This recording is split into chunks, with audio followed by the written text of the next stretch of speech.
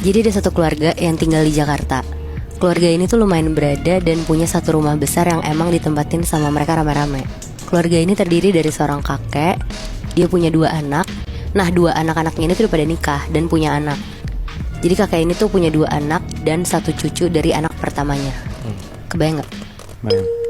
Sehari-hari mereka semua tuh hidup rukun banget. Sering juga ngadain acara di rumahnya, ngundang keluarga-keluarga besarnya juga buat datang.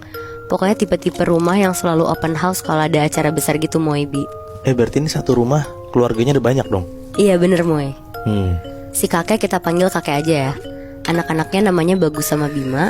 Cucunya itu tuh anaknya Bagus namanya Lita. Kakek tuh tipe kakek yang adil sama anak-anaknya dan sayang banget sama cucu satu-satunya. Apalagi Lita itu masih SD umur 7 tahun, jadi masih kecil dan sedekat itu sama kakek. Sampai akhirnya di umur 80 tahun kakek meninggal karena sakit. Bagus, Bima sama istri-istrinya termasuk Lita tuh sedih banget. Mereka terpukul karena kehilangan kakek. Di hari kakek meninggal, Bagus dan Bima tuh sibuk ngurusin pemakaman kakek. Sedangkan istri-istri mereka tuh sibuk ngurusin rumah kakek, karena jenazah kakek kan akan ada di rumah dulu sampai zuhur baru dimakamin. Lita cuma bisa nangis-nangis di samping jenazah kakek. Keluarga sama rekan-rekan terdekat kakek juga udah mulai pada datang nih ke rumah kakek buat ngelayat. Akhirnya sekitar jam 12, jenazah kakek dibawa pakai ambulans menuju pemakaman. Hari itu tuh lagi terik banget, semua keluarga juga datang ke pemakaman kakek. Dan ketika prosesi pemakaman selesai, Bagus, Bima, istri-istrinya dan Lita balik ke rumah. Mereka ngejamu tamu yang makin ramai datang sambil nyiapin untuk pengajian malam nanti. Sekitar jam 7 malam, pengajian mulai, semua berdoa buat kakek. Setelah pengajiannya selesai, ada satu teman Bagus nyamperin Bagus, namanya Rina. Dia ngobrol sama Bagus, ngomongin kakek, sampai-sampai Rina itu tuh nawarin Bagus untuk ngejual rumah kakek dan hasilnya bisa dibagi sama Bima. Jadi emang Rina ini tuh emang agent properti, dan dia tuh nawarin Bagus untuk ngejual rumah kakek karena rumahnya kakek tuh lokasinya strategis, gede, dan kebetulan harga properti pada saat itu juga lagi naik dan bagus. Anjing, agak kurang ajar ya. Di hari H pemakaman baru meninggal langsung ditawarin gitu anjing. Iya bener, Bi.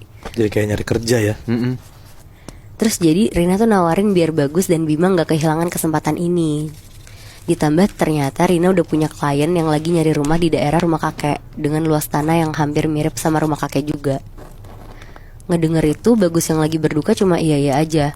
Tapi 2 minggu berlalu, Bagus tuh kepikiran sama omongan Rina tentang rumah kakek. Dia mikir lagi pula rumah ini juga terlalu gede buat mereka semua.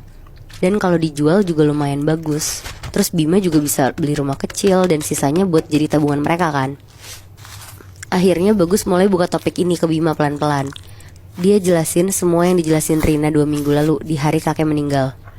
Bima kaget banget dengernya dan agak marah ke Bagus. Bima sampai bilang, "Lo gila ya, makam bapak aja masih basah, lo bisa-bisanya mau jual rumah bapak." Bagus yang ngerasa ditolak sama Bima di saat itu tuh kesel banget. Karena Bagus kan ngerasa dia anak pertama. Jadi kayak pride-nya tinggi banget kan Moibi. Terus ngerasa adiknya gak ada hormat-hormatnya sama dia.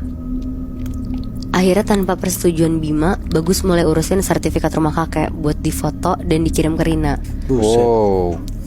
Pokoknya Bagus di sini tuh bener-bener sepihak aja tanpa ngelibatin siapapun. Ya Rina namanya agent properti senang-senang aja dong. Dia juga nanti dapat fee-nya juga kan soalnya.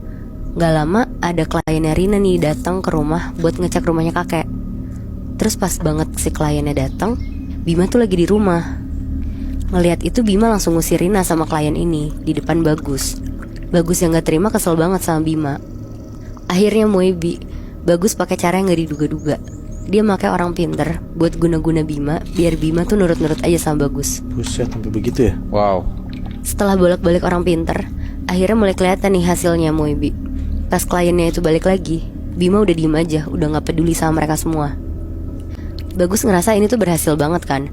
Dia pelan-pelan ngejalanin semuanya. Dan pas banget di malam pengajian 40 hari kakek, setelah selesai pengajian, Bagus tuh bilang lagi ke Bima untuk mau ngejual rumah kakek. Dan sesuai dugaan, Bima ngeiyain itu semua. Udah nih, terus pas malam-malam mau tidur sekitar jam 9 malam, Bagus istrinya sama Lita kan tidur sekamar. Lita nih emang sebenarnya tipe anak yang suka tidur jalan gitu Moibi, kayak ngigo gitu. Sampai sleepwalking tapi. Bener. Oke.